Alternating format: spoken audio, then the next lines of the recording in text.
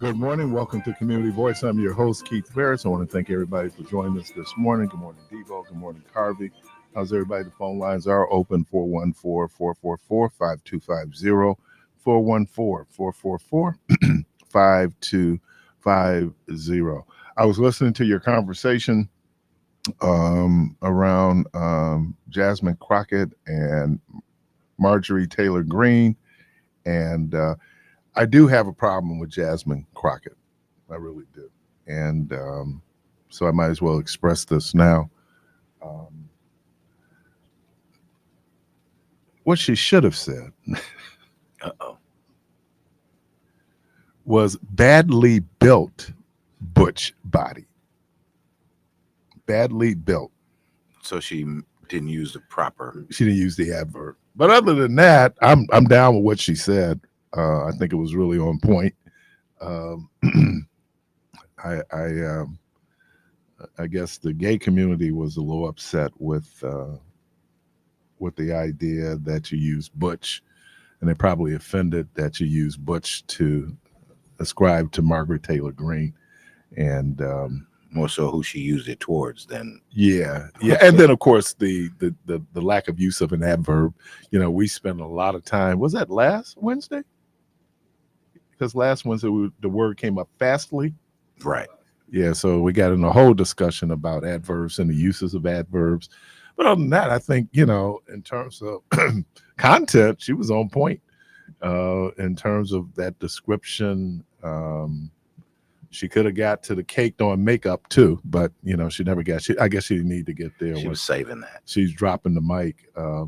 There was a confrontation with, I think, AOC and Margaret Taylor Greene early on. I think 2020. They had a confrontation in the hall. What is her disposition? I mean, what does she get off on it? Oh, the attention. I think that, yeah, for her. So she's kind of risen to the top by being confrontational and all of the above. Yeah, I think that people do that, and it was under the radar. She did a petition to vacate the speakership, and Republicans didn't vote for it. So I think, her 15 minutes of fame, she was Trump's girl. So they were able to put something in place, whereas as if one person puts forth legislation, if you will, or whatever the proper word would be, to unseat the speaker, that they can now do that. All it takes is one. All it takes is one. When Nancy Pelosi was there, she said it's going to take a third of the caucus. She set that number so high that you can go in, and then that's the whole piece of it. Now you can go in and you try to move on me, but I got a lot of power. This is why a lot of people really consider Nancy Pelosi probably the greatest speaker of the House of Representatives. Just her, and she came up. Her father, I think, was mayor of Baltimore, so she came up in politics. She understands how politics works. Quorums and all of that stuff. Yeah, she never took a vote to the floor that she didn't have the votes for, a bill to the floor that she didn't have the votes for, and probably 1, 2, 3. The third most important piece of legislation when it comes to social good in the country was the Affordable Care Act, and she was the one who ushered it through the House of Representatives. So, yeah, she's bad. I mean, there's no question. And I love when AOC got there, and AOC was just da da da da da, and she was just all off, just everywhere. And she called her into her office and she said, "Young lady, we don't do business like that around here," and checked her. So, Margaret Taylor Greene is, I don't know, folks like that. Anyway, today is Wednesday. Wednesday's word is power. I left my notes at home, but Wednesday's word is power. And I thought about this, and so I really want you all to be part of the conversation. There's a series of questions, and that we can discuss the whole word of this word power, 5 letters, power. And what it is that ability to affect something. It is control of a situation. And I'll give you, because I put it in my notes. So this idea of power, and what really got me on this word today. Michelle suggested that I watch a documentary that's currently on Netflix called Power. And Power is really about the relationship of policing in the country, and particularly how policing impacts BIPOC people, Black, Indigenous, people of color, and how it goes back. And really, policing has its roots in the violation, exploitation, and suppression of Black, Indigenous people of color. Right? It started with, because you've always heard, well, one. So there's three things that developed policing in America. One was the displacement of indigenous people from their lands and the use of the military then to police, to basically guide and control them. And so people know the Trail of Tears is where under Andrew Jackson, they moved indigenous people from southeastern southeastern part of the country to Oklahoma, and primarily Cherokee people and other folks who were then moved. And they used the military. That was the first use. Then, even though they started police force, I think the first police force was in Boston in 1800s. Prior to that, there was the slave catchers, right? Those guys who went out and really enforced enslavement.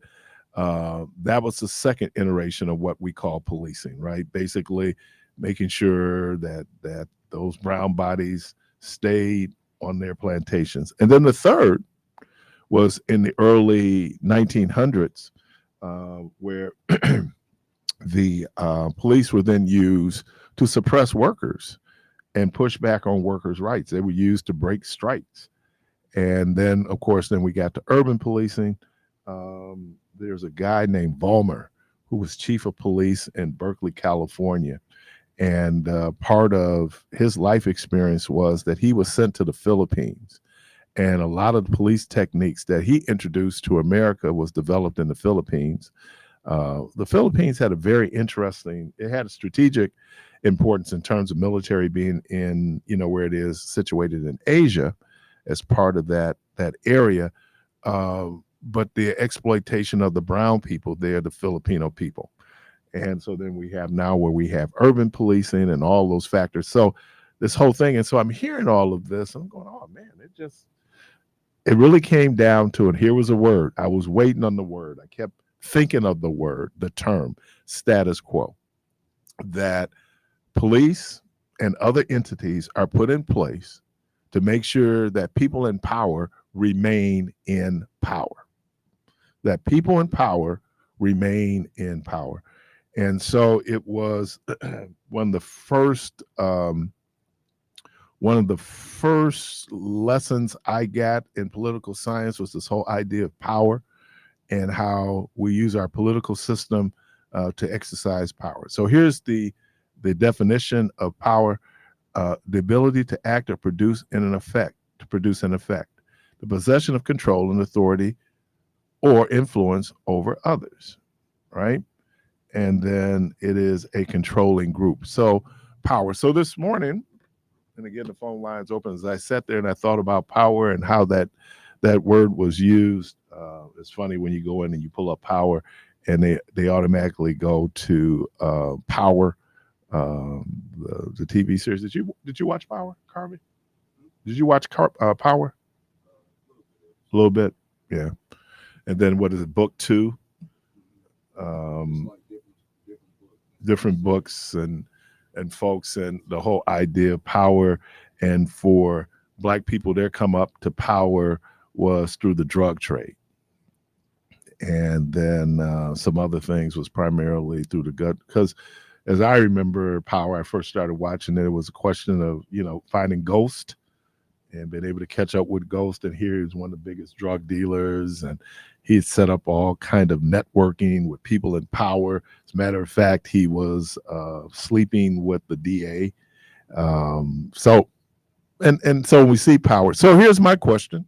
When you hear the word power, are there some words that you attach to the word power? When you hear the word power, what does that mean in terms of power?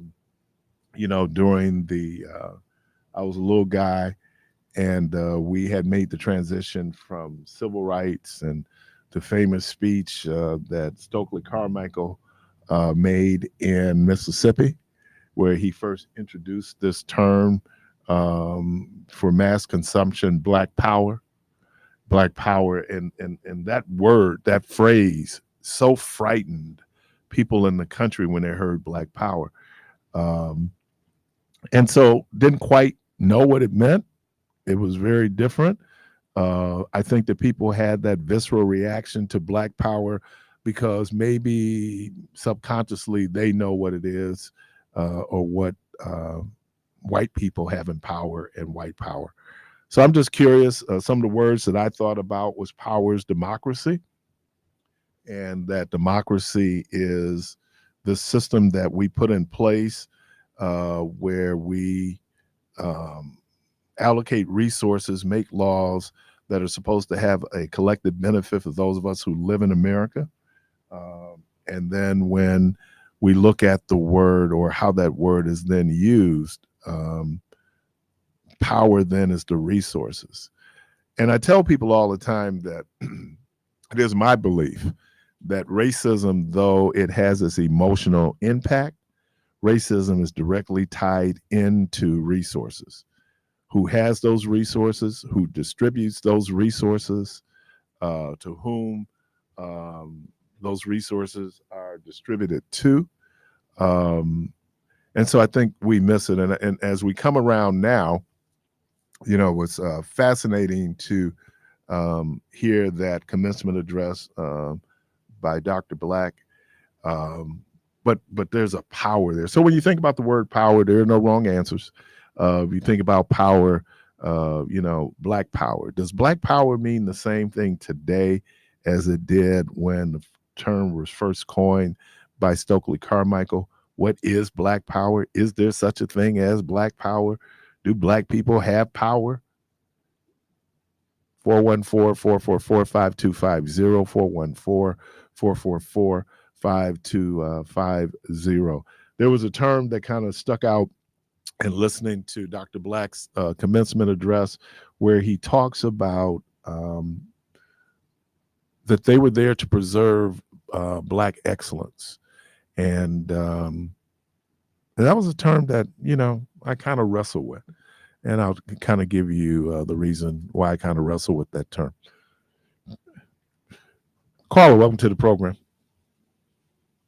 Good morning. Good morning. Thank you for my call. You're welcome. I too have listened to Dr. Black's commencement speech. How excellent. I've always said this. You have us on speaker because you're breaking up. Back, and I said, it's something about us that we don't know about ourselves, that they know that we're a threat. How true that is. How true that is. People don't come after people that are not worth coming after. That's why they want to shut down the Black colleges. Because you're going somewhere to get something from someone that's nurturing to you and to who you are, and not trying to break you down. But I would tell anyone, if you're going for something, don't go for a selfish reason. If you're going to be a powerful person and that's your only aim, I feel sorry for you. But if you're going to make a difference, that's when you become powerful. That's just my small opinion. I don't have a PhD or anything like that. But when you get so big and so important, you can't take some advice from just anybody. You're not worth the salt. So when you in your food with. So when you hear that word power, what does that word mean to you? I'm sorry. I said, when you hear the word power, what does that word mean to you? I can't hear you. What does it mean to me? Just saying what it means. It would mean someone is powerful. Someone has some influence over things that are being done, good or bad. So does That the term person stands out. does He the term black arrives at power? some spot. Now you said when you look it up, they brought up the TV show Power. Yeah. Now, that's not all good power. Look at Donald Trump. Is that power? Look at Joe Biden. I mean, look at the people and look at what's happening in our country.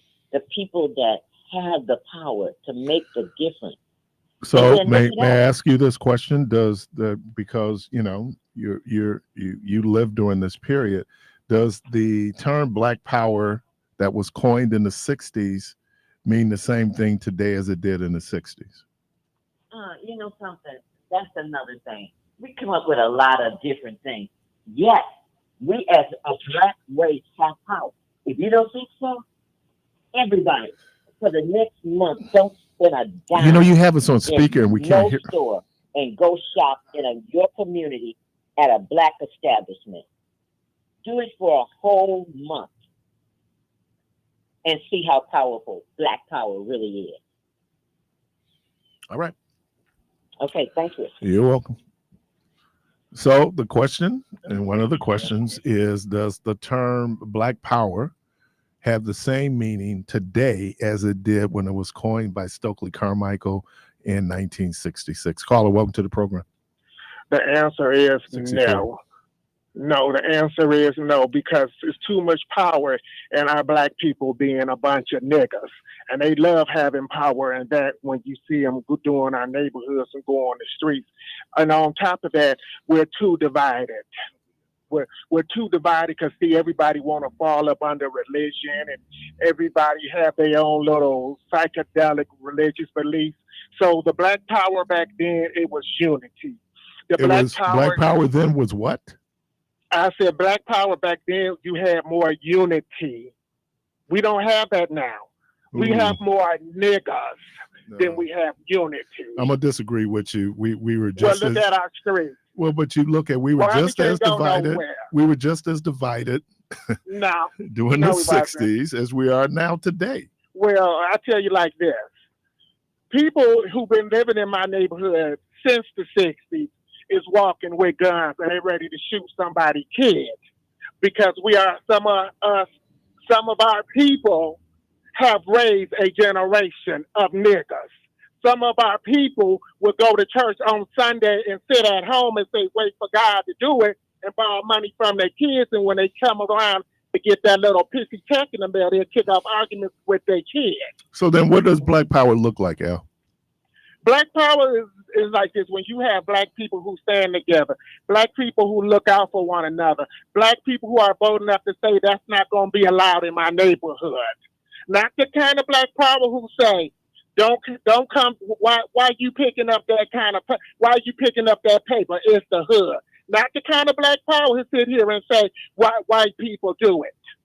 That's not the power we need. That's why we are where we are, niggas.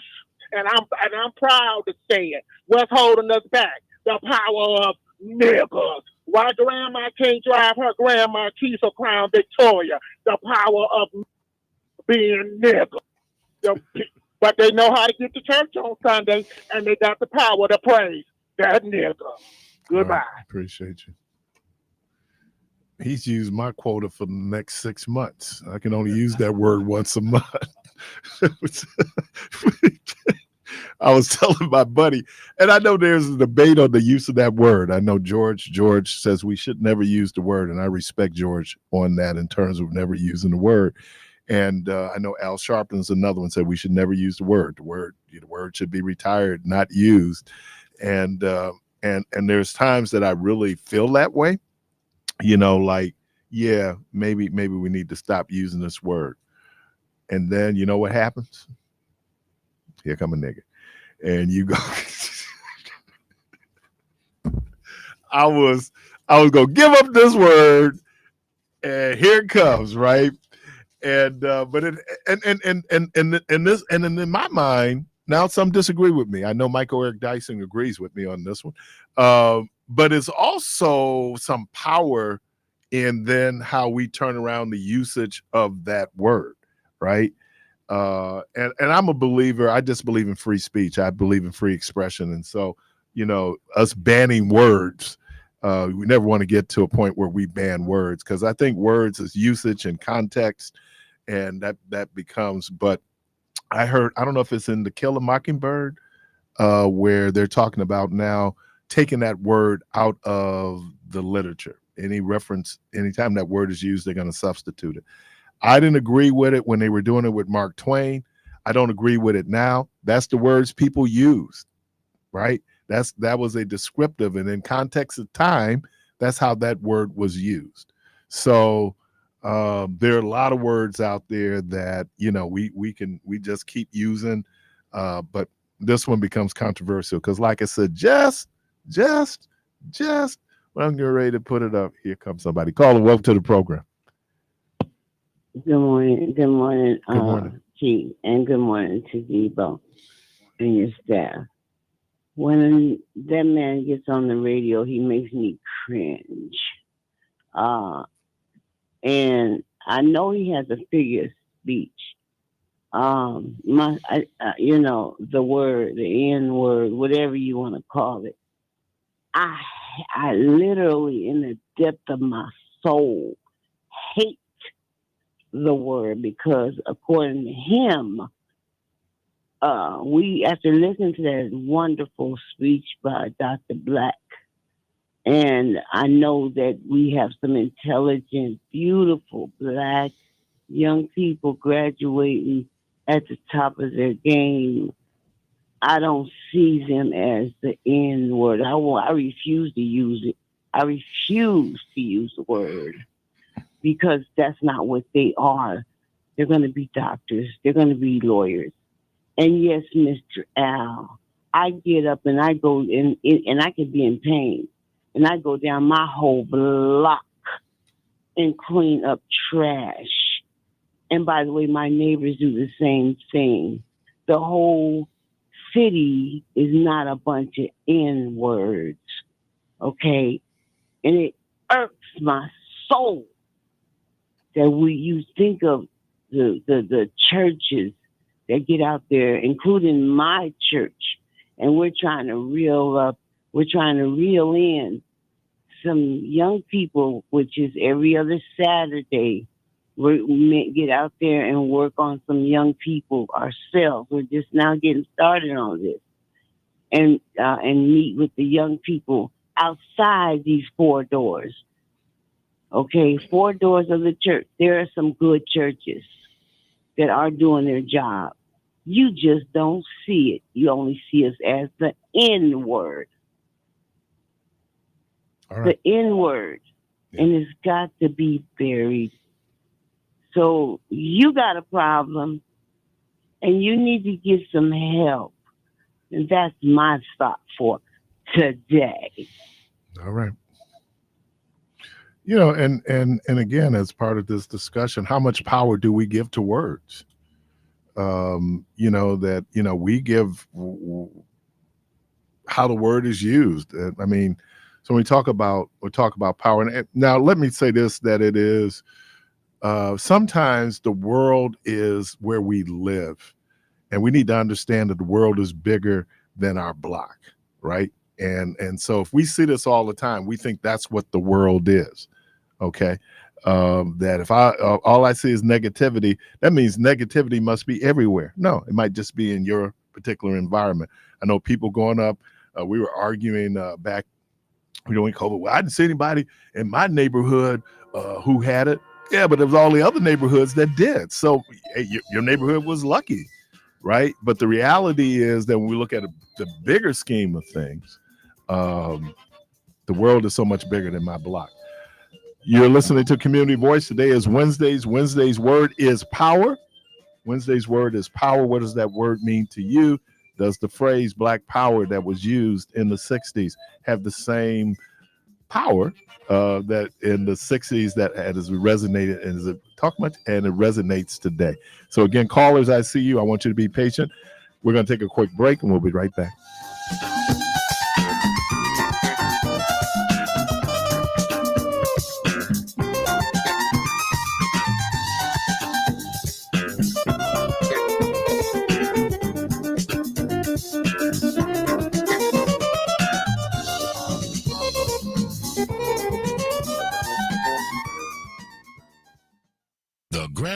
Blues Fest is an annual celebration of blues music held in Granville, a vibrant neighborhood known for its rich cultural heritage and love for the blues. This festival typically spans a weekend, drawing both local enthusiasts and blues aficionados from afar. The event features an impressive lineup of regional and national talented blues musicians and bands, showcasing a diverse range of styles within the genre, from soulful ballads to electrifying guitar solos. Attendees are treated to a dynamic array of performances that capture the essence of the blues. In addition to live music, the Granville Blues offers a variety of activities and attractions to engage visitors of all ages. The festival creates a vibrant and inclusive atmosphere where people from all walks come together to appreciate the power and beauty of the blues.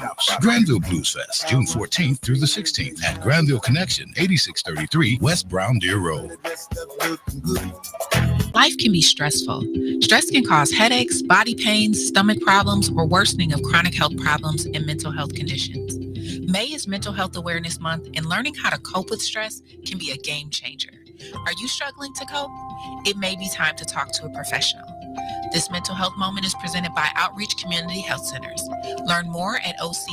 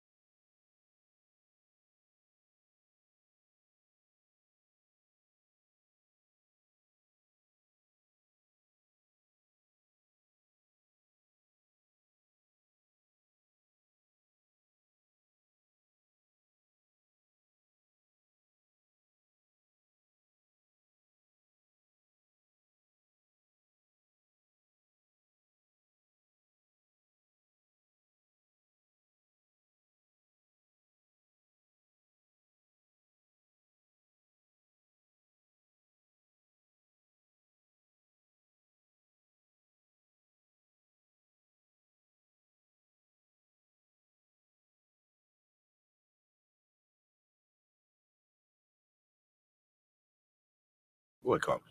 Caller, welcome to the program. Good morning. Good morning. How you doing? I'm good. How you? Hey, I'm fine. I'm listening. Mm-hmm. But you speaking your word was power. Yes. Okay. When you said power, think of horsepower. Mm-hmm. Horsepower, especially back in the day when they didn't have cars and all that stuff. Mm-hmm. And so I think power is strong, and it's and it manifests to human beings, where you got rulers, you got dictator power, all that stuff. And so, thing is, power gets overbearing, especially when you get one person thinking they can rule the world, and what they want eventually a one world order or a new world order, whatever they call it. So some power has to be curbed, and have to be curbed the right way. Because a lot of times we have two sides. We got Democrat and Republican. We got one side that, okay, we want you guys to able to have health care. We want you guys to be able to live, be good, not rich, but you got one side that's rich, and they want it all. So that's power. I want it all. I don't want you to have nothing.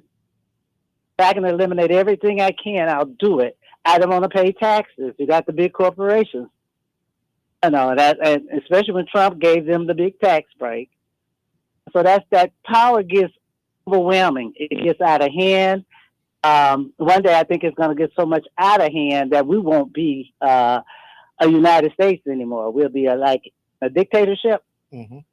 And so, but the thing is, I care about it. But I'm 75, so I know I won't be around to see a lot of it, which I'm glad I won't be around, because when you get too much power, then the police gonna dump down on you. Military, because see, I mean, president and even here in our structure here, they got the authority to put the military on the people. I remember the Kent State. Never forget that. I remember that stuff in China where the president sicked the military on their people, the tanks, and ran them over and stuff. Tiananmen Square. Yes. I mean, I see us getting into this point. The problem I have is because every worst thing in the world here is blamed on race. The race that's mainly picked on is the black race. Like Michelle just played that piece about the speech that guy gave in Black Excellence. Mm-hmm. And when you hear that, they get jealous of that. You had a few people that got, that margin. Now, I got people in my family made, doctor's degrees, teaching degrees, nursing degrees. And every time they go for a job, I got one person in my family made her doctor's. She was working down here. It's a place down here on the south side. It's for like a forensic place. And a girl came up to her with a 4-year degree and told her they didn't have no business hiring nobody with more than a 4-year degree. It's a white girl. She come from up north. Now, the party by my person in my family moved south to Texas. She's having a hard time with them. They don't like because she's well educated. So the more, they hear that we're doing better, these people are getting super jealous. So that's why you got a Marjorie Taylor Greene, you got a Trump, and then you got the rest of his lackeys Bannon. When you say that they're jealous, is it a question of them being jealous or a question of them feeling threatened by, or that they have white supremacy is real? That's power. And it was very interesting because they talked about when you had the indentured, I didn't realize this, indentured slave and servants and the slaves. The indentured servants were white, the slaves were black, and they started off with differentiating between both of them are servants. And they said that so with the indentured, the white servants, they could be beaten with their clothes on. For the enslaved individuals, they were beaten without their clothes. Now, somebody pointed out they're both being beaten, right? But that little differentiation between I get to keep my clothes on and then the enslaved individual is fully exposed, right? And so then we get to this whole thing. But even then, those indentured servants were still slaves, right? They were still being abused. But then they said, and then this is the term, and I got to use the word because people in the South heard it. They would tell poor white people, least you're not a nigga. Think about that, right? You still poor. You still dealing with all of the negative health and social indices that black people are dealing with, but they'll tell you, but at least you're not a nigga. And so then you get consolation in your pain, but the pain is still there. And so that still manifests itself today. So when you hear people pushing back against this idea of white privilege, it was funny, you said jealous. Chris Rock told this joke.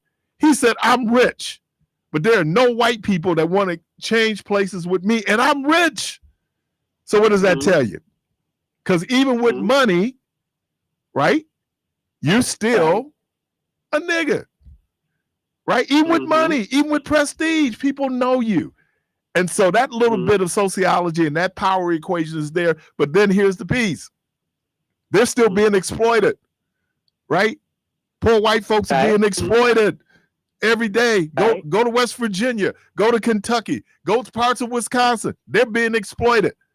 And the only consolation they have in their exploitation is somebody says, well, you ain't black. You're still hungry. Hey, that's where Jim Jones led his pack, didn't he? Well, the whole Jim Jones piece was to lead these people, right? To lead these people to burn up in hell, really. Right. I mean, I hope they don't. I hope they don't. I think they were taking advantage of. If you don't use your mind, but why would you're going to burn up somewhere? Well, you got to use. They burn up in that jungle in Guyana. What too soon. No, and interesting thing about Jim Jones. Jim Jones, it is believed, was a CIA experiment that went bad. Would vulnerable, impressionable, and I put these in quotation, black people follow a white messiah? And a whole lot of black people followed that white messiah. That's why I push back on white Jesus. White Jesus has never benefited black people. Because first of all, white Jesus is an invention. Jesus was not white. Right. So, but the symbol, right? And then whiteness is equated with greatness, right? It's equated with goodness, and then blackness is equated with bad and evil. And someone was going on all the German philosophers who had such condescending and hateful to the people of color, that they were animals, that they couldn't come up with an original thought, that black people weren't imaginative. They have nothing else. They have nothing else. We can put our imagination to work. You see how we dress? I'm just imagination, creativity, right? So I think when I hear that, and that all buttresses the power equation in America, right? People don't want to give up anything in America. That's the whole fear that they put on you. When you do equity, diversity, and inclusion, their argument is that you taking something from white people. No, we're not. We're just saying that we invest in this country. Stokely, I don't know if it was a militant in Chicago in 1968. He said, you know what? And excuse my language, because I'm just doing a quote. He goes, you pay taxes so the police can beat your ass. And you back up like, his point was, we support this system. You don't get a tax break for being black or brown or indigenous. You don't get a tax. You pay the same taxes as everybody else, right? You have the same 100%. Right, obligation to support the country as everybody else. And so when people are acting like we're getting so much more back than we put in, and we still haven't talked about the 200 plus years we work basically for free. Free. Right on. All right, appreciate you. With it. Let me say one more thing, Keith. Okay, a lot of times too, that a lot of these big corporations are taking the jobs, because I worked for Rockwell. I watched the jobs leave. And so it's always something that makes them think it's us. We need to go after the big guys. That's what I'm saying. Yeah, well, good luck on that. That's why the big guys are in power. Well, look, they better look at automation, because it's going. All right. You're seeing all of it, you know, with your eyes. Okay. I appreciate you. Caller, welcome to the program. Yeah, I wanted to just double dip. I keep always hearing, well, move or cut them some slack. Why do we always have to make excuses for nigger, sugar, honey, ice? It's not an excuse, Al. These are causal factors in behavior. We use that. I hate when people say, "Oh, you're making excuses." You can show the correlation between impoverishment and certain types of behavior, whether it's black people or white people. So let me ask you a question. Right. I don't care about white people right now because I'm black. I don't care about white people. So we need to get off that. What white people doing? I don't care what white people do in their neighborhood. I'm looking in my neighborhood. We got this thing. We have excuses for the lack of pride, integrity, and dignity. Your parents probably didn't go up with a silver spoon in their mouth. They didn't act like no Highland porch monkey. You don't even act Do like you think that. that every household that people are sitting there saying every day they're doing black affirmation when they get up in the morning? But they still know what they're doing. Yeah, That's but what I'm saying that. But And I'm not making excuses for people's negative behavior. But I'm telling you that there are probably causes that go into it. That's why you might see certain behavior, even though everybody looks alike, in one neighborhood that's different than in another neighborhood. And I think when you look, even though they might come up a certain way, right, you still know right from wrong. If you take them same people and say, go walk in front of that moving semi-truck, they're going to say you crazy as hell. Right. So I cannot, and I will not cut no slack. And the lady who called, I clean up around my house too, boo. So, and also, the word nigger is the new white supremacy to blacks, because blacks don't even want to live around niggers. And I have no problem with saying it. Won't you do a poll on it? Why you think everybody moving away? Why you think when you ask black people, they say they don't want to live around niggers? So this is not no self-hatred. Maybe people don't want to live around the problems. And maybe if you go in, if it's a great middle-class neighborhood, are black people moving out the neighborhood because they live next door to other blacks? No. Well, so if they're moving out of a particular neighborhood, they're moving out of particular, it's probably a material reason why they're leaving that neighborhood. I want a better house. It ain't like, if I look around here, like we living in some of the best housing stock in the city. That's not the case. Well, you know what? It might not be the best. It might not be the case, but we are the duplex capital of the world that these LLC companies buying up all these properties. Exactly. And who are they exploiting? Poor people. And also on top of that, it's mighty funny out of these 15 people who moved away from the city who do not know each other. They said, these niggas wear me out and I can't do it. That's why I moved away. So again, I know y'all don't want to admit it and y'all want to come up with these excuses. Niggas have always been the white supremacy to black folks. And I'm bold enough to say it. Y'all just don't want to admit it. Have a great day.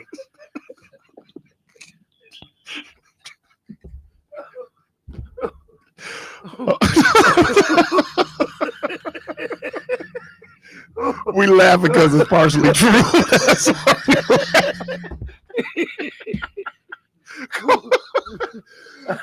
Oh my goodness. We're laughing at our pain. Call to the program. He said these niggas wear me out. Okay, we should be laughing at this. Call to the program.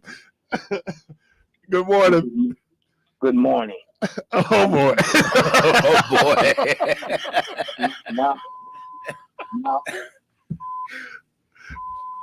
Now that the buffoonery is. I can't hear you. Take us off the speaker. Meet. Okay, let me figure something out here. Yeah, because something's whistling also. Come on, man. Come on, man. You're professional now. What are you doing? Hey, somebody calling on my other line. That's not making it whistle though. We getting a whistle from you. I know that was something else going on. But listen, can you hear me now? Yeah, we can hear you. Go ahead. Now that the buffoonery is over. The buffoonery. Yeah. The buffoonery. Do you have us on speaker though, Meech? Because you're choppy. Am I really? Yeah. What about right there? That's good. Now I'm getting an echo, but that's okay. Turn your volume down on your phone. Yeah. The volume is down. Just bring it down a little bit. You want to balance it. Yeah. Okay. Now listen. The white man, even in his white supremacists, doesn't talk about black folk the way the young man that just called in did and other talk show hosts. They bust jokes. They talk about the black race. They give what black people are already thinking. I mean, what white people are already thinking.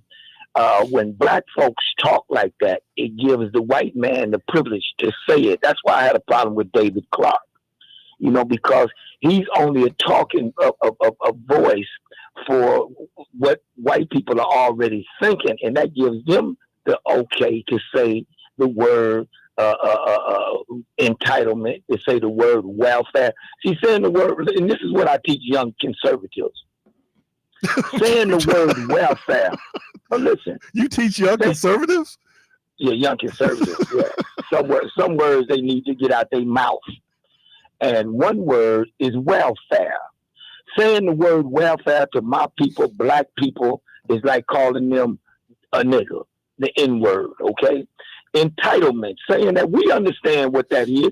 No, what my people were never comfortable with welfare, and they still not comfortable with welfare today. It's embarrassing. It's like your mama sending you to the store with a note to pick up a box of tampons.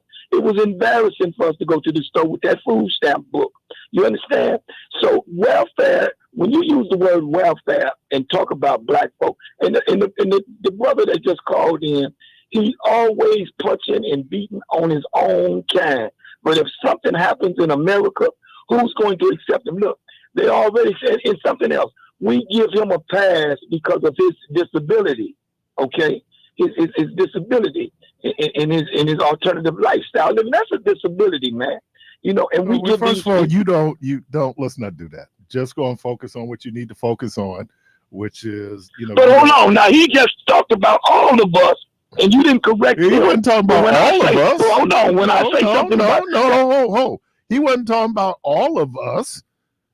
I think the behavior and whether, and again, I don't necessarily agree with his critique of the behavior, but he wasn't talking about all of us. He, in his mind, he was talking about a particular group of us. Okay, and I'm just talking about a particular group of people with a disability. And the disability, you understand me, is a simple what you call psychoticness, to believe that you're something that you're not, or would like to teach. What does that have to do with what does that have to do with our topic? The power. That's right. Because we've given that group of people so much power that you scared. You fighting for him right now. That's power. No, I'm power, Keith. That's power.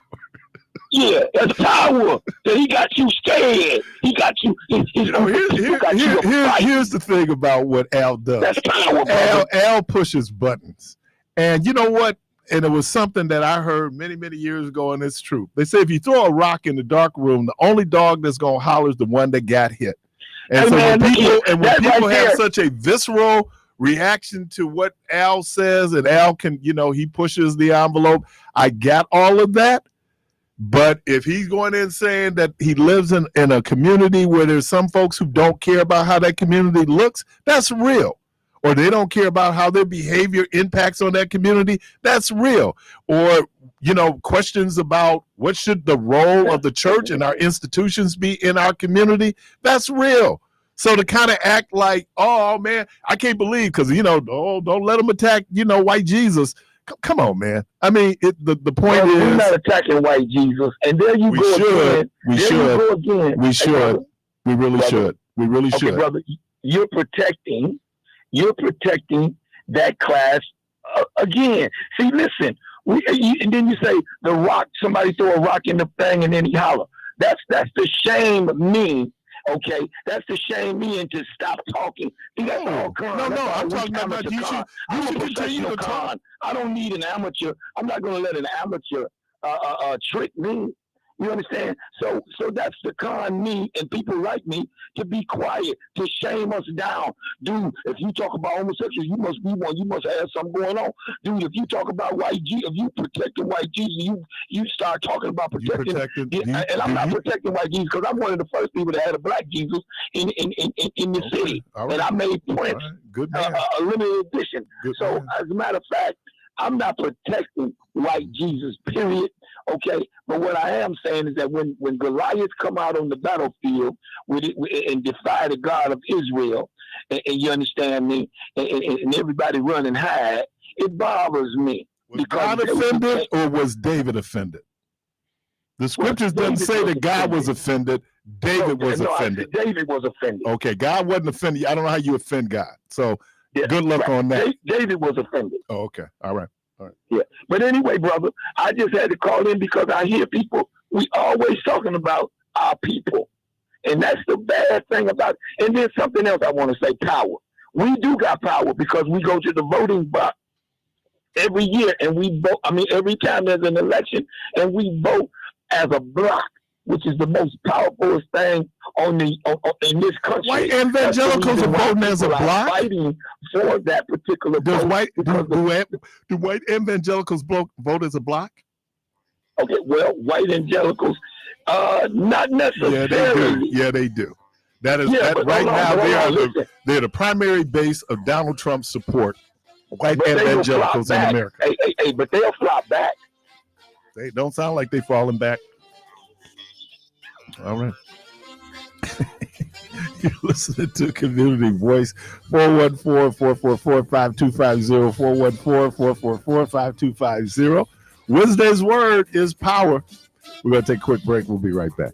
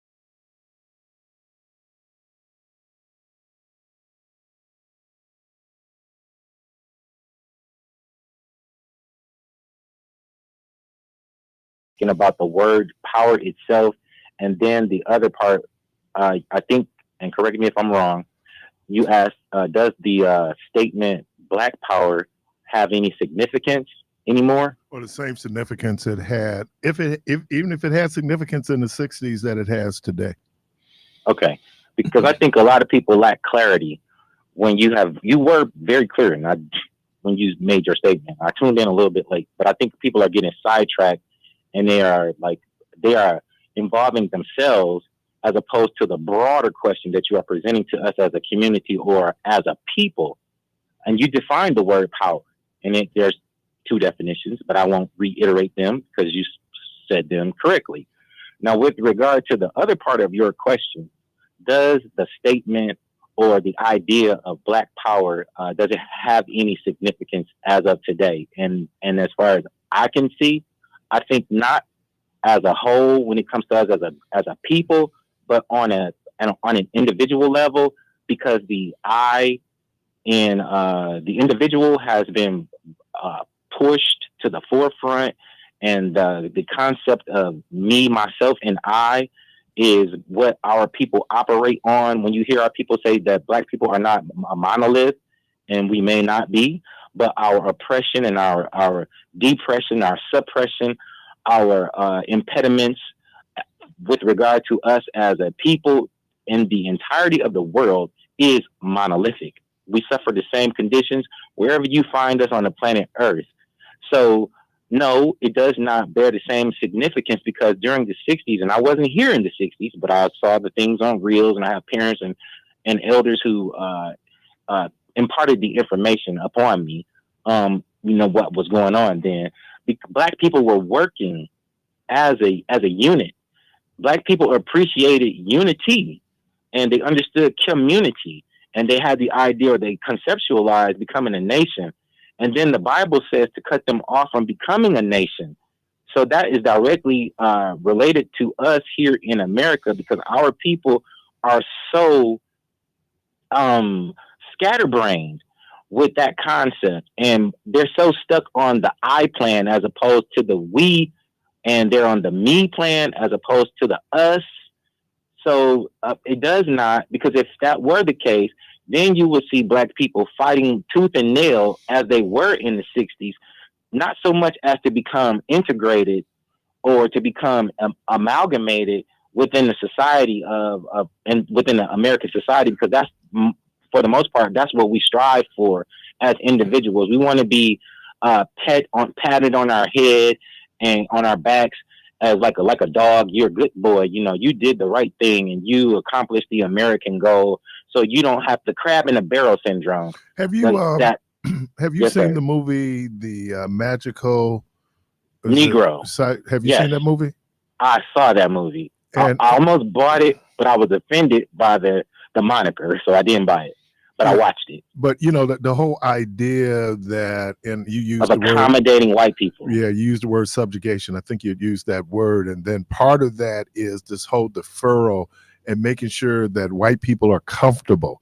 And I used to hear that term when we came to, like, if you got jobs, especially as you moved up into management, administrative things, you'd always hear this little code word. Well, we want to be comfortable with the person. And that would usually be people that look like me, because if the person was a white male, you weren't talking about whether or not you had a comfort level with him. And our people in the workplace, they will definitely move against you if you are perceived as one who might be outspoken when it comes to your human rights. If you've been labeled as some type of rebel or something, because most of our people, and I've worked I've worked for a very long time now. I've been working since I was 14 and a half. My mother signed my work permit paper for Benson High School. So I've seen this throughout my life, and everywhere that I've gone, in any area when it comes to employment. Our people, they are quick to acquiesce, and they will definitely turn on you with immediacy when it comes to the sustaining of a white reality. Why do you think that happens? Because here it is. The main reason our people do not appreciate our presence in any field of endeavor is because they lack knowledge of self. My people perish for the lack of knowledge. I don't care how many degrees you have. It doesn't matter what school you went to and who is your teacher. Whoever your teacher is, he who prescribes the diameter of knowledge, of your knowledge, controls the circumference of your activity. That's what the Honorable Minister Louis Farrakhan said with regard to us. So whoever your teacher is, we can point to that person and we can determine or measure how successful you may or could be. And as long as we are under the tutelage of the Caucasoids, we will never reach the heights of who we actually are and what we can be or become. Thank you. You're welcome. And I'm just looking at some power quotes. One, I thought this is really fascinating. Power is given only to those who dare to lower themselves and pick it up. The greater the power, the more dangerous the abuse. I like this. Power tends to corrupt. Absolute power corrupts absolutely. And then it says knowledge is power, which gets us back to, as Michelle was saying in her program, we kind of downplay the importance of education for a lot of different reasons. A lot of people just trying to make $1 out of 15 cents. I mean, the hustle, the struggle is real in terms of people just trying to get to a basic level of human survival. So I got that. But over and beyond, and it seems it's so logical, and I think that sometimes we ignore the logic, right? Because it's just too logical to be true. If people are denying your access to education through under-resourcing, diverting resources, as Michelle Wallace, one of the greatest quotes written of all time, she calls it the soft bigotry of low expectations, where you get to a point where, it doesn't really matter if you get an education. That's by design. That's by design.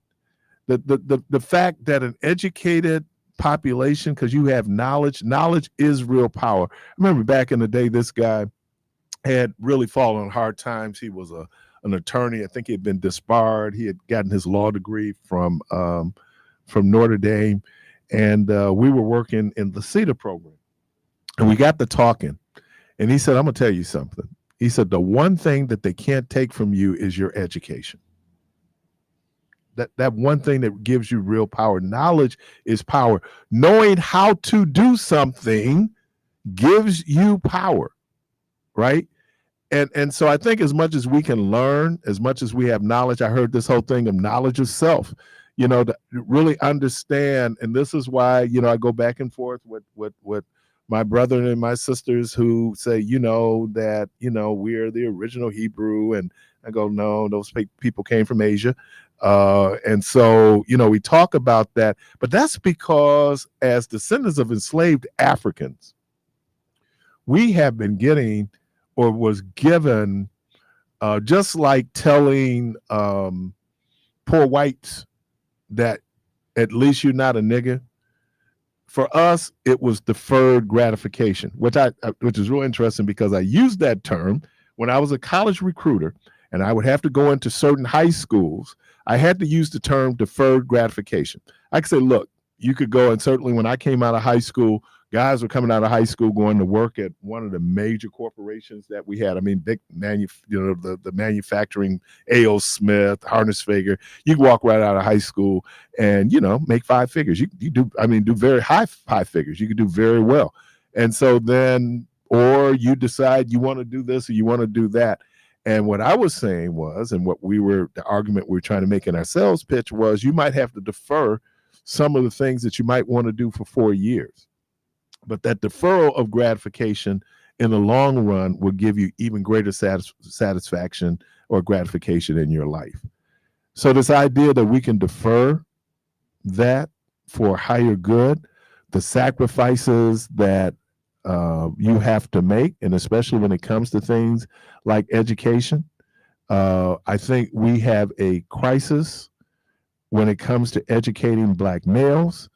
And it becomes like I heard Michelle say something, when the ball stops bouncing, you got to eat.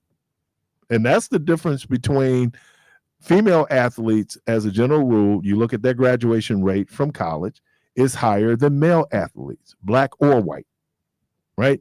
So because their understanding is, one, they might not have the WNBA where they can go if they're a basketball player. You might, because everyone who plays college sports is not going to become a professional. That overwhelming majority do not. So what do you have?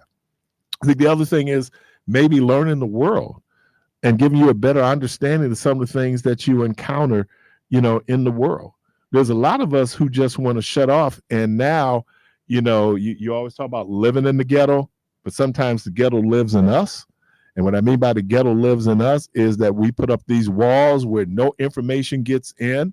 We've been taught that, again, I was talking about deferred gratification. Let me get back to that point real quick. And so they told enslaved Africans and then later descendants of enslaved Africans, you might not enjoy life here on earth, but just hang on in there because you're going to go to heaven and you'll get your reward in heaven. And we ran with that. We ran with it. And then finally somebody asked the question, whoa. I'm a Christian. You're a Christian. You don't have to wait to heaven, to get to heaven, to enjoy a reward for your labor. I have to wait until I get to heaven? What is wrong with that picture?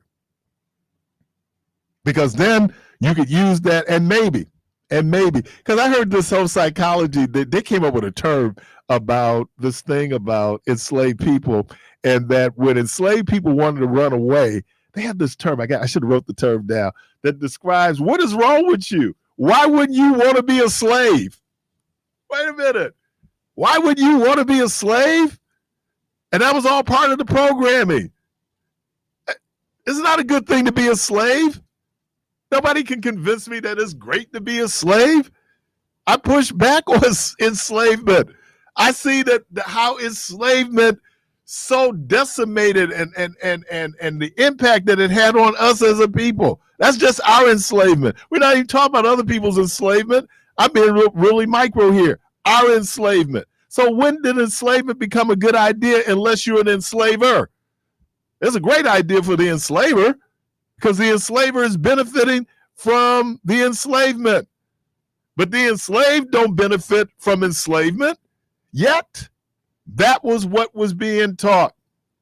So yes, I push back on slaves, obey your master, even though it's in the Bible, right? Because in my mind, enslavement is wrong, regardless of who does it. It is wrong. And that was always the contradiction in America, right? You had people like the Quakers. You had people like the first, what were they? They were Seventh-day Adventist Baptists. A lot of the folks, especially those folks who were in the North, they had a problem with enslavement. They had a problem with enslavement because their economics was not dependent on enslaved labor, right? In order for them to eat. They're planting wheat, so it's a whole different thing. Cotton requires a whole lot of care. It's that whole chopping cotton, you're cleaning weeds from the cotton plant so it doesn't choke the cotton plant. And then you got to pick the cotton. And that took human labor. That was before we had combines. So no, but here's what's interesting. They had a real problem with enslavement, but they had no problem with white supremacy. Because even with white supremacy, then you put in laws, you put in practices, that's all to make sure that white supremacy remains supreme. When you had people coming from Italy, you had people coming from Ireland, when they first got here, these folks were treated awfully. So then what do they give you? After a while, they tell you, because you can change your name, you can lose your accent, right? And you become white. Black people can never change their complexion, though we try. We can't change our complexion. It's obvious for many of us that we're descendants of enslaved Africans.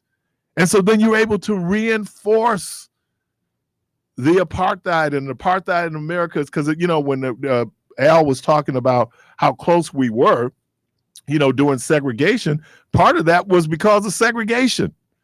right? Our survival depended on each other. That's why you had black barbers and you had black beauticians and you had black morticians. Because we're going to do black people's hair. And white people weren't going to bury black people. So out of necessity, we had to go in and then create and do for ourselves. Necessity created that. Now, there's some who argue that since integration, it's hurt black people. Well, the interesting thing is we're as segregated or more segregated, especially when it comes to education in this country than we were during the hearing of Brown versus the Board of Education in 1954. Because the issue wasn't that black people wanted to go and live with white people. The issue was that the conditions our neighborhoods were in, you want to get out of those conditions. Look, most people are moving because it's a better house, it's more land. I tell people when I look at the first house my mama bought, 3371 North 5th Street, and we were so happy to have our own house, right? But then we looked in the house, it wasn't a bad house, but it wasn't the greatest house. And so every time my mom bought a house, it got a little better, and it got a little better, and it got a little better, right? Because materially, you want to do better. There's nothing wrong with that. But then, as both I think Al and Christopher has alluded to, what collective responsibility do we have, right? Because even though we say we're not a monolith, when white people call you nigga, that's all 40 million of us. That's all 40 million of us. Pejoratively, that's what it means. Now you're attracting that. And so that's all of us, right? And it has, again, everything to do with power. Who has the power? What is that power going to do? And let me tell you this. Do not underestimate the power of the status quo. Do not underestimate the power of the status quo. People say they won't change. Not really.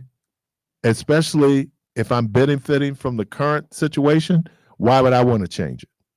Why would I want to change it? George Floyd, when George Floyd happened in May of 2020, we're coming up on the anniversary, aren't we?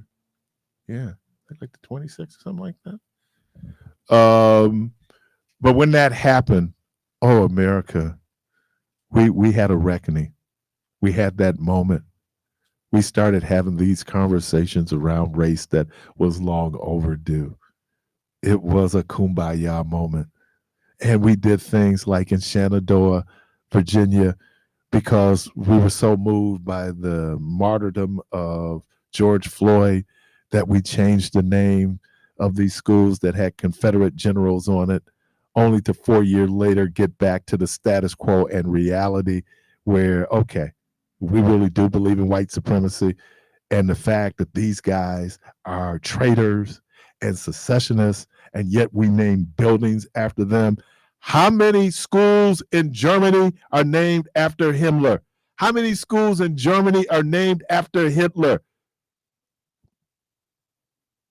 But in America, the fact that Donald Trump calls the people who were insurrectionists on January 6th patriots, and there's no pushback. Most people going, oh yeah, poor guys. What did they do? Last night, PBS aired a documentary called The Riot Report, and it's about the Kerner Report. The Kerner Report was, I think, 1966 as a response to riots in America. America was on fire. I mean, Milwaukee had its riot. The big ones we remember was Detroit and Newark, but every major city between like 1964 and 1969 had some disturbance. Now, after a while, what is the common denominator that all of these cities are pretty much having the same kind of reaction? Usually they said it started with some type of police interaction. And it turned into, I think in Detroit, the police raided, what was the place called? The Pig. And so it turned into one thing, and next thing you know, we got a riot. But that's all that pent up anger and frustration. Now, I would hear people say, why are you burning down your community? That's a good question. But I remember this, and one of the documentaries I was looking at, Stacks. And Isaac Hayes was making the observation. He was talking about doing the different riots that they had. He said, you know what was really amazing, though? When you put Soul Brother on that building, they didn't burn that building. That was fascinating. And I remember someone told the joke that, these folks, these merchants were figuring out, put Soul Brother on your building and they won't loot or burn your building. White dude had a business in the neighborhood and he put Soul Brother on his building and they still burned the building down because black people can read. He spells soul, S-O-L-E. Yeah, we got that much read. We know the difference between S-O-L-E and S-O-U-L. And then that came down, and they played this quote of this New York cop.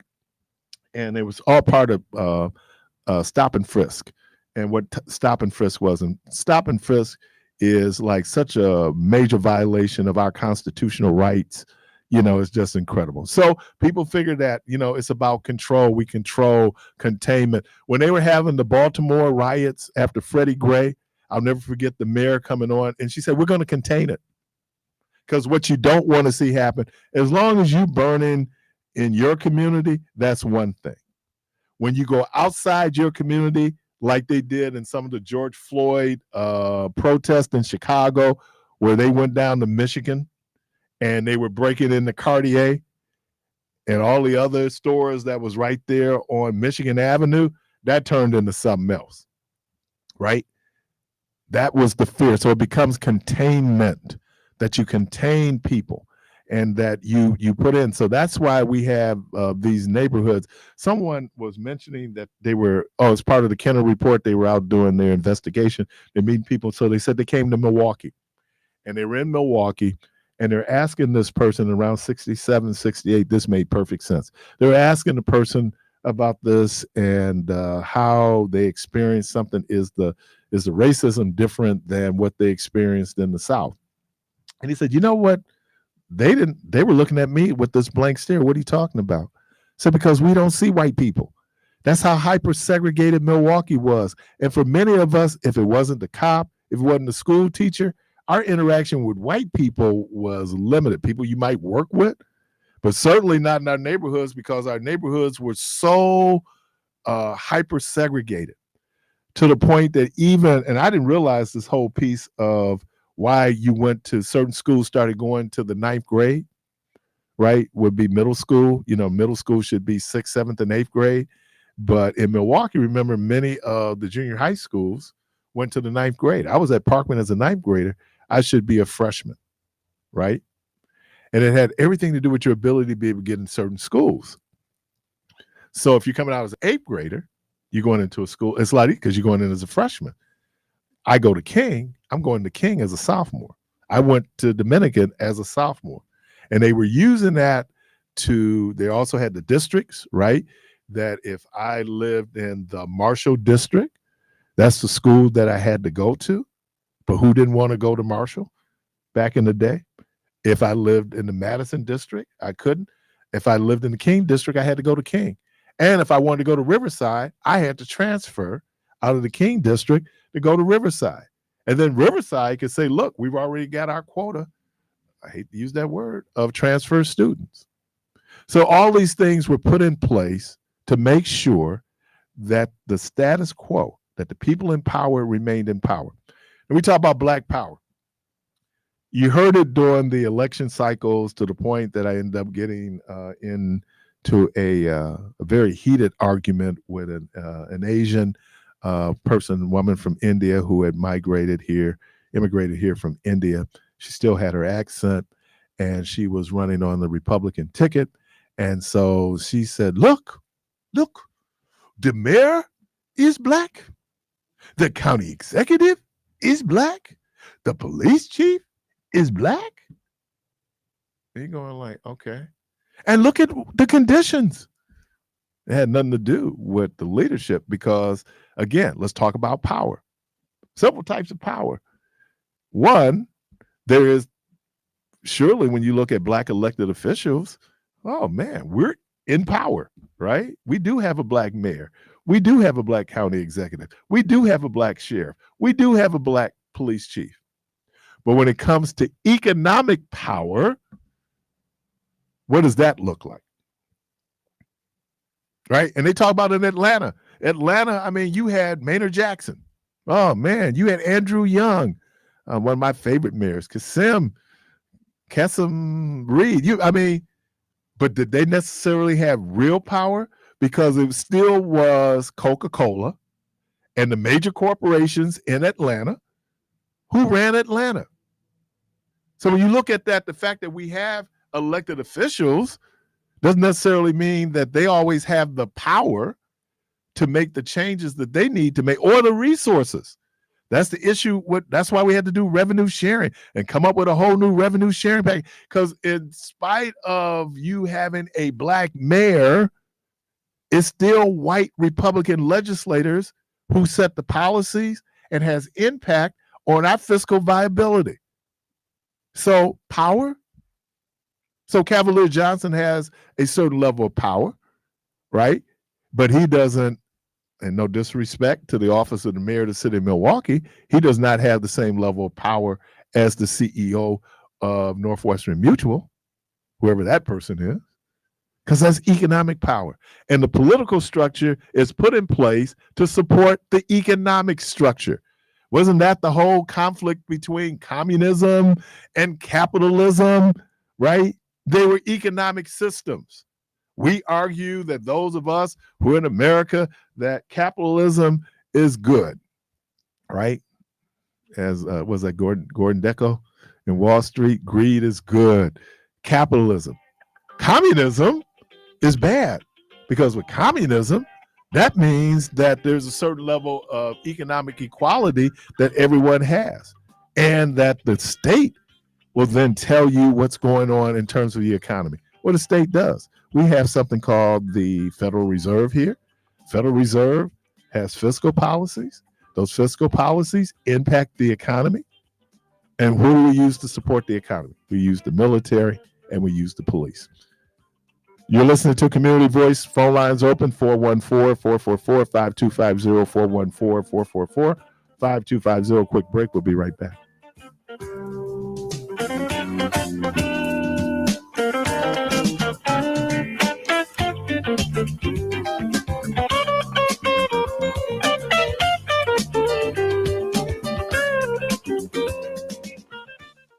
Milwaukee.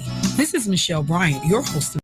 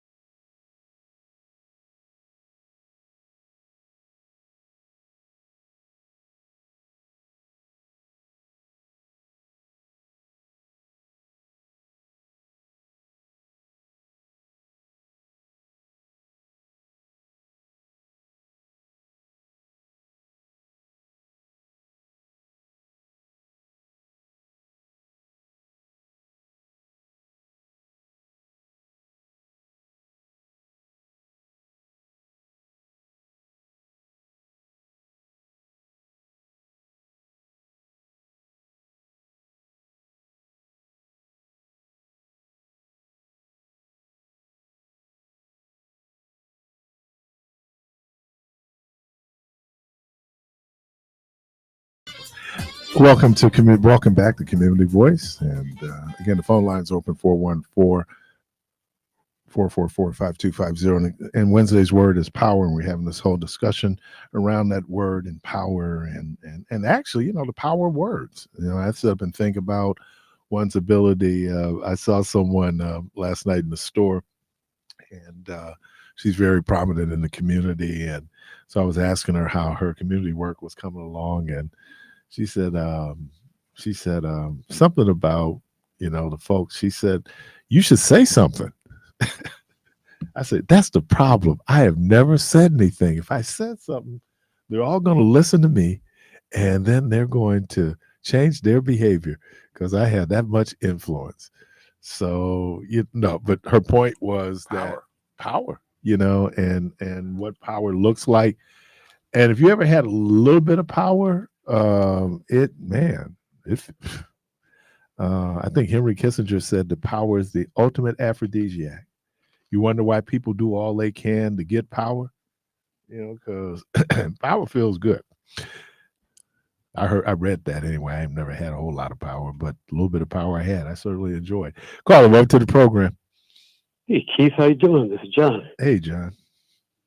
I'm listening to you, and it's pretty fascinating. And I was waiting for something that would be relevant because you know me, I got tons of. It's all relevant, man. Everything is relevant.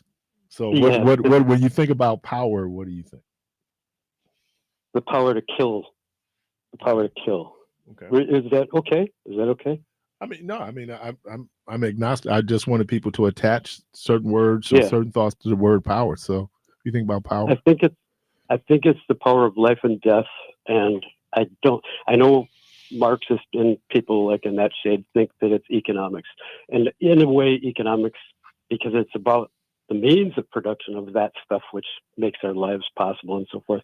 So in a sense, it's the power to take somebody's stuff, their fruits of their labor, the power to enslave, the power to take the fruits of somebody's labor against their will, rape them, do whatever you want to do with them, and they have no choice. I think that's power.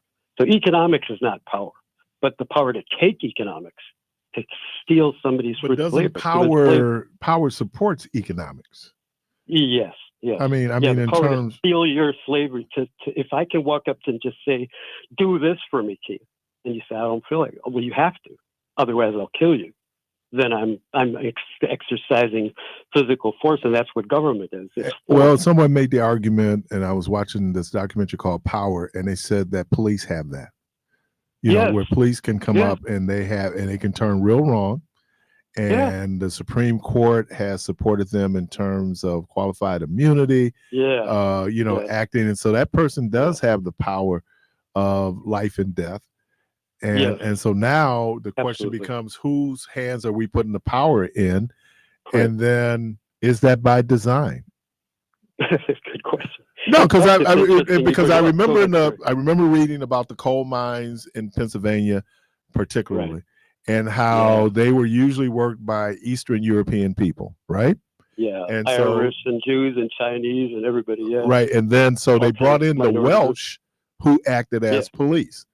In L.A., they went to the South to get people to come out to Los Angeles to be policemen because they knew that there was a certain attitude they had for the people that they were there to control. These are Southern whites? Southern kind of cracker, Celtic crackers.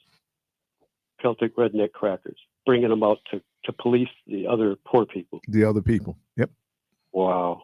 And I think that it's all, but it all gets to, so when people, and I understand like you've heard that race is a construct, racism is real, right? What do you mean by racism as construct? I've heard that. No, race is a construct. Race is artificial created. We, instead of saying where people are from and what they are, we talk about how they look. And so that was created to justify colonialism, and it justified then enslavement. So I mean, it was that, hey, look, you were from Spain, right? Or you were from Libya, and that's what you were, and people might describe what Libyans look like, but we created a whole class based on appearance. Now I didn't create it, but it was created based on appearance, and then it gets to the power then to exploit those bodies. Right. So Okay, so like what you were saying earlier before you got on the thing, I think I know that East Indian woman by there. She's very difficult. I think I know exactly what you're talking about. She's really, really hard to have a conversation with, if I'm not mistaken. If she's a candidate, that's exactly who I think you're talking about. Yeah. She's really, really, really hard to have a conversation and stay cool. And I was like, look, I'm really, in the free speech, but I don't think she understood the racist undertones in her statement, right? And that's what I immediately picked up on was, because it was part of the GOP mantra. Look at how these urban centers are decaying and they all have Black leadership. Oh, perfect. This is my entry. When you say, okay, now I remember my original reason, what finally got me touched to call you. This is the economics thing, and see, this is where, okay, I understand what she's saying, but she is so far into, oh God, it's hard to describe her. I'm trying to be humane towards it because it's difficult. But between you and me, okay, you're talking about the Atlanta. I think you said something like Coca-Cola or whoever. Yeah. You know me, I've been trying to get a nice conversation about the dynamic scoring principle. Okay, you mentioned Federal Reserve Board and stuff like that. The world, whether they want to admit it or not, economics has been always on a gold standard. The problem is nobody wants to admit it. They want to deny reality, that somehow or another the human race does not care and does not, they used to call it, socialists call it the lead weight of gold, or this chains of gold are preventing us from having expansion of credit. That's a line of crap. What it boils down to is you need more physical capital relative to every ounce of gold. So that way you have more physical factories hiring guys. Wages will rise, but you have to and this is why I keep coming back to Black Wall Street. You can't be afraid of that concept of black capitalism. We cannot have job creation without capitalism. John, so why do we even describe capitalism as black capitalism? I mean, capitalism is just capitalism, right? Well, no, you're right. You're right. Actually, I'm so glad you said that. And you're challenging me on the most fundamental issue, because that's true. Remember, I said to you, fundamentally, methodological individualism is capitalism. Methodological individualism, there is no. I want to make money. I don't care what color you are. I want to make money. And look at the baseball. They hired black guys when somebody said, hey, how come these black guys are so excellent over here and the white guys in the segregated teams are so horrible, or, relatively speaking, less excellent. And so once they opened the doors, the whole world changed. And the same thing with jazz. I mean, you can't, Benny Goodman saying, I'm not going to let you discriminate against my black friends. These are my brothers, and I'm not going to have them coming in the back door. But Benny Goodman benefited from that. Oh, yeah. And Major League Baseball, I'm not letting them go through the back door. He right, said would benefit from. Look, Branch Rickey was trying to put a winning team out there. And his argument was that we're not getting the entirety of talent in the country, because we excluded a certain part of the population of the country, and so he saw that then as the bottom line, winning and making money. And great Branch Rickey, what makes it work. Of course, and so when people looking at it in terms of, but they're not opening up the door because it's just a good thing to do. No, there's some money attached to it at some point. That's what promotes it. That is what promotes it. You do it because of your greed. You do it because you're hungry for money, because the only way to expand is to find where there's a loose end, where there's a hole, where there's a bridge that needed to be built, a new mousetrap, as they say. And you see this gigantic resource out there. Now, I'm not saying the guy who controls it is necessarily a cool guy, but the process is an automatic. Because of the profit motive, you say, well, what am I missing? What is that other guy doing? And what's the rest of the market doing? And how can I get ahead? I'm going to advance into a category that nobody else is touching. And all of a sudden, well, one by one, the world changed in that category. So do you think that there's a Darwinism tied into capitalism? Well, the word Darwinism is one of these words that's been perverted and I should use that as shorthand, but Nazis, survival of the fittest. Yeah, the Nazis distorted that, and they made it into something entirely distinct. He didn't mean that I'm going to go out there and beat up. It means if I social cooperate better, then I'm socially fit. It's not the other guy that the Nazis took it in the other direction. They made it into I can just go beat up whoever went. The actual Darwin philosophy was that if you and I cooperate better, we're going to outcompete the other guy. That's what it actually means. But the racists took it in the totally opposite direction. But capitalism is about and that's why I keep blaming Black Wall Street. Just because I want to zero in, not because we should segregate it, but look what Black people did. Like Jewish people, they built a community. But John, the reason why you have and actually the actual term that they used back then was Little Africa. It was more pejorative. But what I'm saying is the reason why it happened was because white people wouldn't do business with Black people. That's true. That's why I said and so but the question becomes, after a while, I can only do so much. And then it's a question. So we argue about the need for HBCUs, right? Historically Black colleges and universities. Yeah, right. So we argue about that need, right? Because descendants of enslaved Africans have not been fully integrated or assimilated into society. And so we still then have to have, and I put in quotations, our own institutions, right? Because we may or may not have access to other institutions. You're right. And that is that's part of the organic principle that your sociality comes from within, like a Jewish person. When people say that Jewish people, Chinese people, Japanese, Hindus, Africans, like you've said yourself, the Africans help each other. This is a basic principle of the animism culture. You start from your tribe. You start from inside. So true capitalism is supposed to be based to this basic conservative philosophy. We don't go to the outside world first. We start with our family. No matter how much I hate my sister, God, man, I still have to try to look and say, these people are there for me if I need them, no matter how much. But a more equitable society says that, of course, it always starts with the Klan. You know, we all line up with the Klan, CLAN. You're right. It always starts. That's where you should start, because that's the foundation of society is family. Right. So you should always take care of family first. What happens though is that because you have a system that's based on greed, and I make this argument all the time, America is not a pure capitalistic system.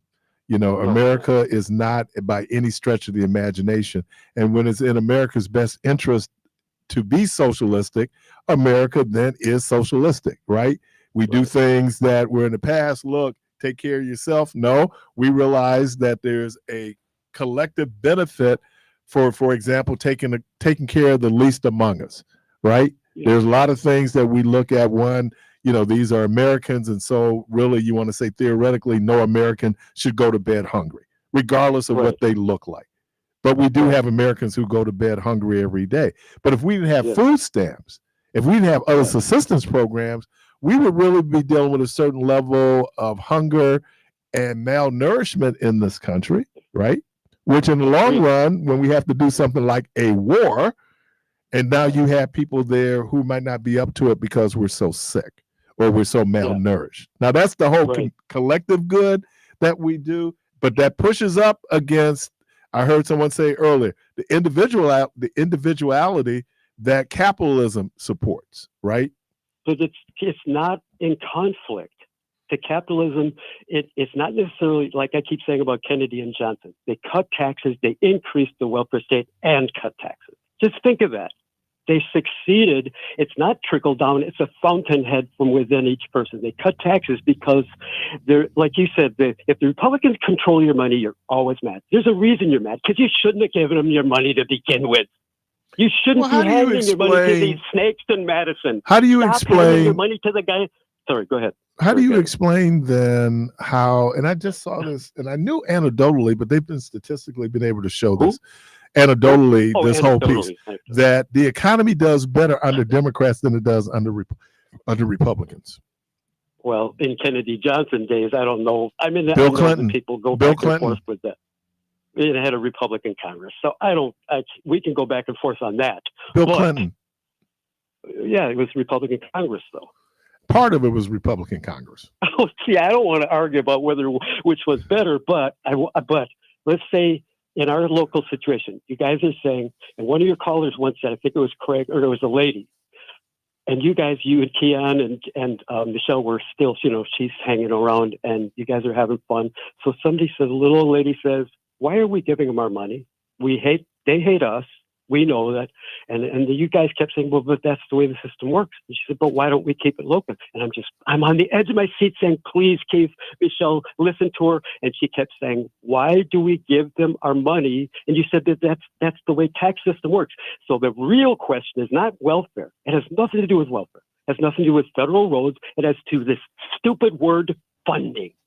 Funding, like some kind of lottery, because you gave your money to the man. Now you want to be mad at the man? You gave your money, and it wasn't for local projects, because you could have kept that money locally. Do I have a choice? You do have a choice. Okay. You don't have to vote that for choice that comes with some negative consequences, though, don't they? I'm not talking about breaking the law. I'm saying if the Democrat Party is concerned, and this is what this Hindu woman is saying, is you control your cities.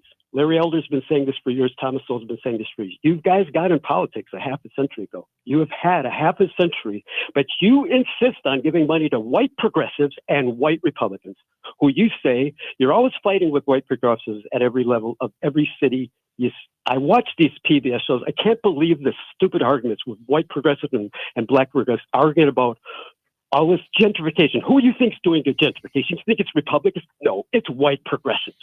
There are no Republicans in Milwaukee to think of. They have no power. So you're handing money to a bunch of Madison slob Republicans, the guys, because you want people to stay home and smoke weed. Right? Isn't that what he said? He said, you want people to stay home and smoke weed. That fat Republican guy. And I was so disgusted with him. He said, Democrats want people to stay home and smoke weed. That guy was sickening. No, and but so you want to hand all him of your that. Money, but you want to hand him your money. And John, that is all calculated. That's messaging. Well, fine, but you shouldn't be giving your money to him. You've got a rich machine here.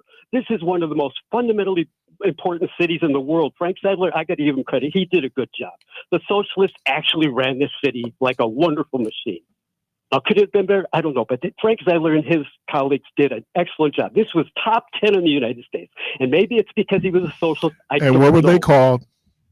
Social Democrats, Democrat Socialists. And what was the moniker? They were sewer socialists. Sewer social. You don't pay for anything you don't have money for.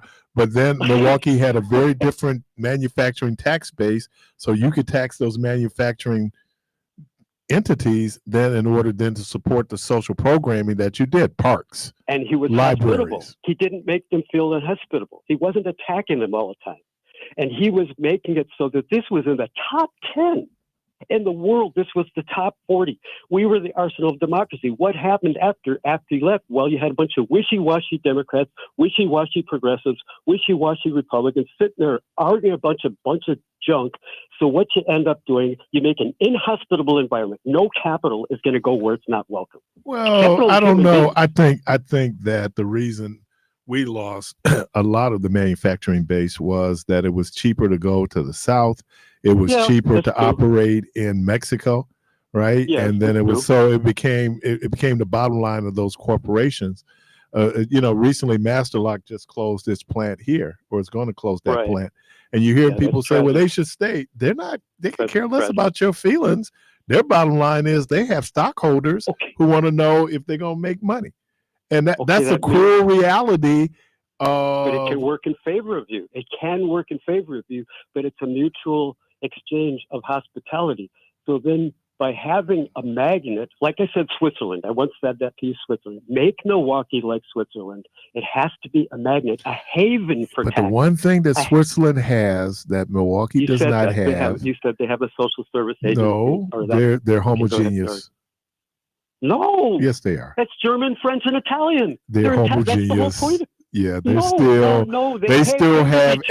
still have a Swiss identity, even though they have these other influences, and they all, and for the most part, they all look alike. But that's okay. That's a distinct thing. It's a distinct thing if it would be, but people always say like for example, Minnesota used to be like one of the most progressive states in the country when it came to social programs, right? Right. Because at one point, it was pretty homogeneous. It was like 93, 97% white. It's when they began to diversify that now you get pushback from people saying, oh, they're moving from here to there in order to get a benefit. And we don't want them to get a benefit. And then all of a sudden, the socialism, right, becomes less and less important because the people who they perceive as benefiting from it does not look like them. Meach called in and used the term entitlement, right? Yeah. Now, here's what Meach may or may not know. What used to be AFDC, the cash payment, cash welfare payment, became TANF. TANF is not an entitlement. Tell me, John, what is the biggest entitlement in America? I'm not sure. Yeah, you do. Yeah, you do. It's pretty obvious. What is the biggest one? So.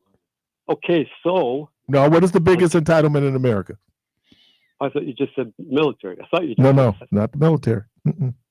Entitlement. Social Security? Social Security. Social Okay. Security is the biggest entitlement in America. So when you hear people talking about entitlement, because they're spending less than $1 on so-called social welfare programs. I'm not trying to abolish entitlements. Let me finish on Switzerland. Historically, the Europeans hated each other's guts. Leave blacks out of the picture for a second, and you have French, British, and Italians, French, Germans killing each other for decades. What? Aren't the English and German cousins? Yeah, killing each other endlessly. The Germans, the French, Italians, everybody's murdering each other in the name of whatever, but it's hostility based on ethnicity. And somehow Switzerland comes together and forms a confederation of each of these three ethnic groups, and they stay out of each other's business, but they're still a confederation because it's local control. Right. It's called a confederation. So therefore, three groups who have hated each other, and while they're fighting each other outside of Switzerland, the French and British and Italians tearing each other apart, and Switzerland's right in the middle with all these ethnic groups because it's confederation. It's decentralization, where the federal government does not control most of it. That's the key. Plus, they were and capital friendly. They were a banking system. They were a banking center. Capital friendly. Right, capital right. Friendly. So, yeah. And that's what Milwaukee has to be, a haven for capital. Gotta go, man. You're listening to Community Voice. We're up on the last break of the program. We'll be right back.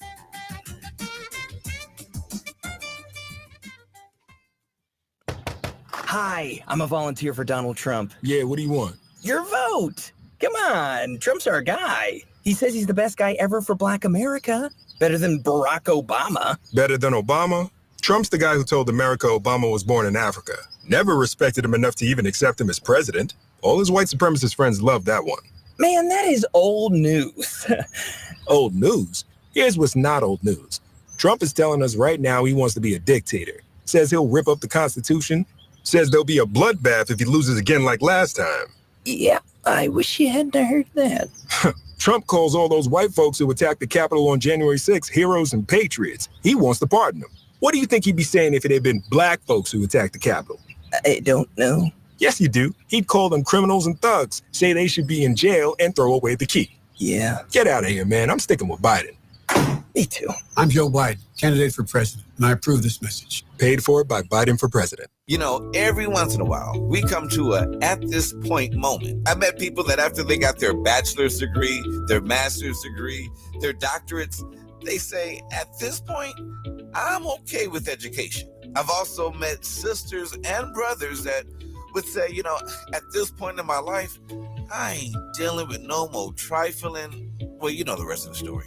But have you ever thought about your spirituality coming to a at this point with your walk with Christ? Well, at this point, I want to invite you personally to join me each and every Sunday morning at 9 a.m. I'm Pastor Marty Ringer, and I'd like to invite you to a turning point moment every Sunday morning at 9 a.m. right here on WNOV. Isn't it about time for you to have a turning point? Let's do it together every Sunday morning at 9 a.m. right here on 860 a.m. and 106.5 FM, WNOV. Carter's Creations, when quality and service matters. For any occasion, sometimes you just want to send a floral arrangement for a get well, anniversary, birthday, or I messed up, or just because. Carter's Creations at 1727 West Hampton Avenue is the place you need to call. So call them today at 414-265-1727 or visit them online at carterscreations.com. Carter's Creations has been in business for over 30 years. Therefore, you know they know what they're doing. They also specialize in funerals as well. So when you need that special floral arrangement, think of Carter's Creations, when quality and service matter. Habari Ghani, This is the voice of the community, found on WNOV 860 AM, W293CX 106.5 FM. I'm Kwaku Amaasi, better known as the Blacksmith, Milwaukee's favorite psychologist, host of Nayumba Upendo. This show will air every Wednesday from 11 to 12, where we will talk on all things mental health. When you need a healing for your mind, body, and soul, come to Nayumba Upendo.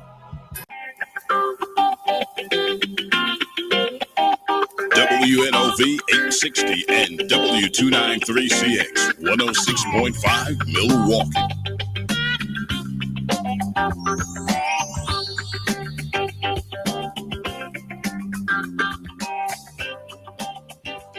All right, welcome back to Community Voice. Again, let me thank all of you callers. Thank you for your insight, your questions, your observations, your challenges. Debo, thank you. Carvey, thank you. Good Lord, Willing Creek, don't. Hey man, you do remember what Al said, right, about them niggas. I will for the rest of the day. They will wear you out. They will wear you out.